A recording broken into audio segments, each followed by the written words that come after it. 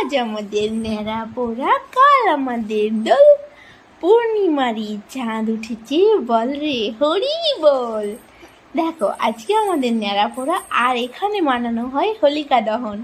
আর আমরা একটু বেরিয়েছিলাম একটু দরকারে, সেখানে গিয়ে দাঁড়িয়েছিলাম। আর তখন দেখো ওদের এই যে এটা বানানো হয়েছে, এটা হচ্ছে আজকে জ্বালানো হবে। এদের এই কাঁচা গাছটা থাকেই, আর নিচে কেউ কাট দেয় কেউ ঘুটে দেয়, এখানে এরা বক্সও চালাবে হয়তো।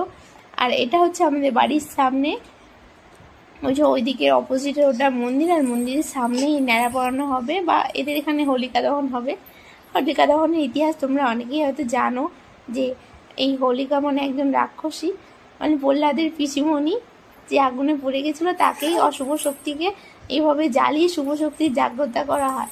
আর এইখানে দেখো এরা সবাই পুজো করছে, আর হাতে দেখো জল নিয়ে সব ঘুরো, মানে চারপাশে ঘুরছে জল দিয়ে। আমরা যেমন সেই রিঙ্গারে করে জল নিয়ে শুভ করি কোনো অনুষ্ঠানে, সেই রকমই এরা করছে। কিন্তু আমাদের ওখানে কিন্তু এটা হয় না, ন্যাড়াপোড়া বা চাচুরির সময় এটা হয় না, মানে আমি দেখিনি।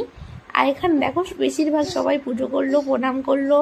এখন ওদের এই যে জ্বালানো হয়ে গেছে, আর এই যে একদম শেষের পর্যায়ে এটা।